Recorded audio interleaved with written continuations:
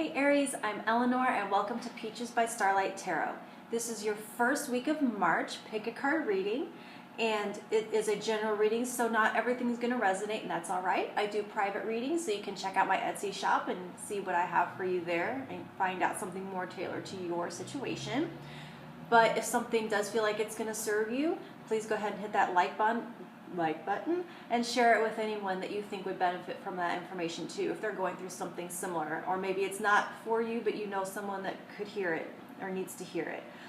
Comment if you have any questions, if you want to talk more about something I just touched a little bit on and you want to, or if you want to know how you can apply it more specifically.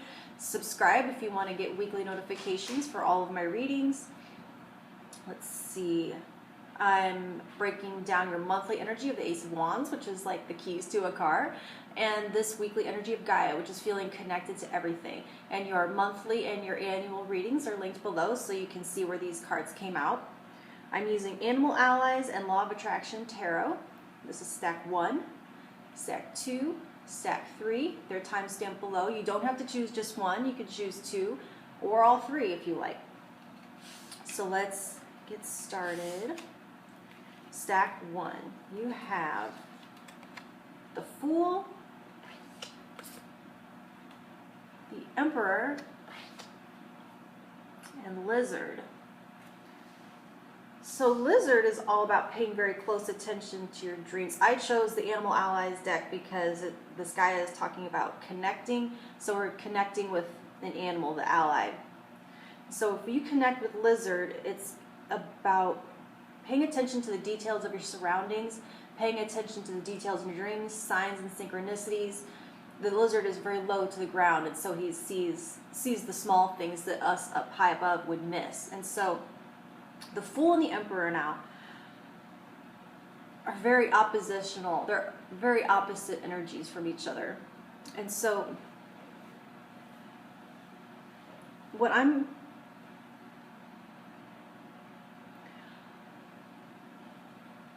there's a sense here, a warning about the concept of diffused responsibility. So this Emperor is going to be all about staying in your power and staying aware and not allowing, like the Fool in this particular deck isn't quite the happy, carefree, happy-go-lucky card it is traditionally. It's more about the foolhardiness, more about the pitfalls and about not being prepared and not taking care of precautions.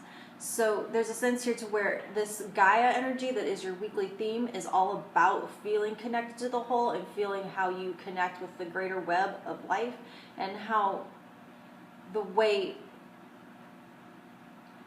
a group thinking can have you relying on others more than you ought to. A sense of not staying in your power and not taking action and not being aware, because there's plenty of people around you that will do it for you, or there's plenty of people around you paying attention, and so you might let your attention slip.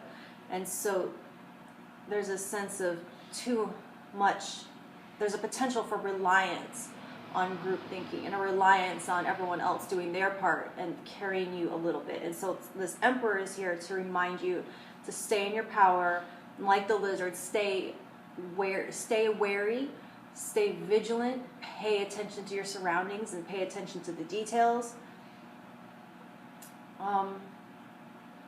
It's as though, so while the Gaia card does talk about our connection to the all, that we are all one, we do come into this life under this illusion of separateness, the egos all creating this I concept. And it is, on one hand, something to realize isn't real, but on the other hand, to realize that there's a purpose for it. And so that illusion of separateness, that illusion of us being individuals, is what helps fuel that sense of responsibility, that sense of your needing to have some control, that sense of you needing to be in your power, and that sense of you as an individual having a responsibility.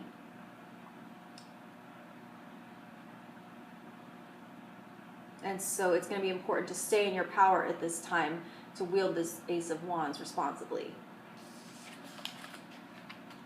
Stack 2, you have the Four of Swords, Seven of Swords, and Butterfly.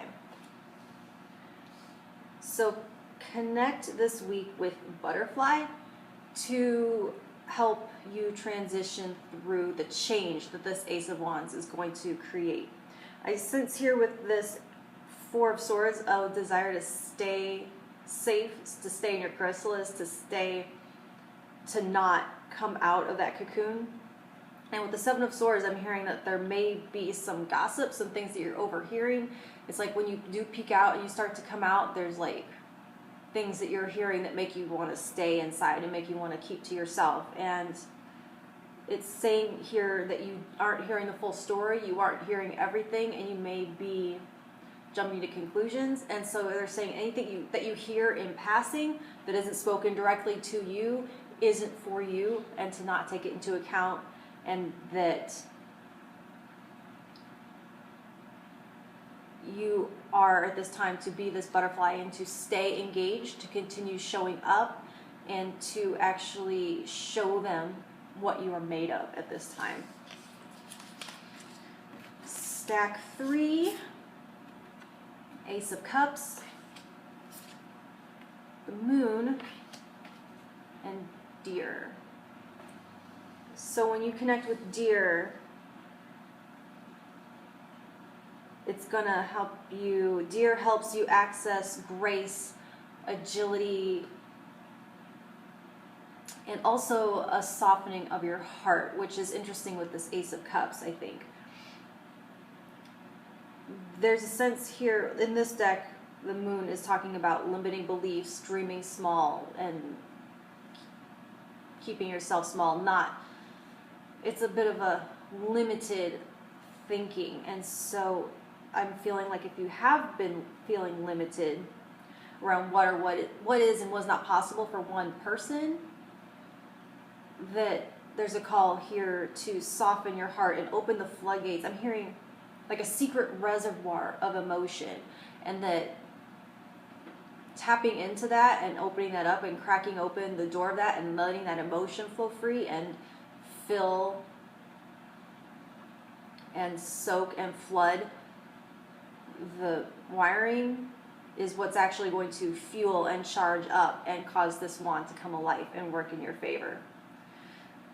So that's what I'm hearing for you, Aries, this week. I'll talk to you next time. Thank you.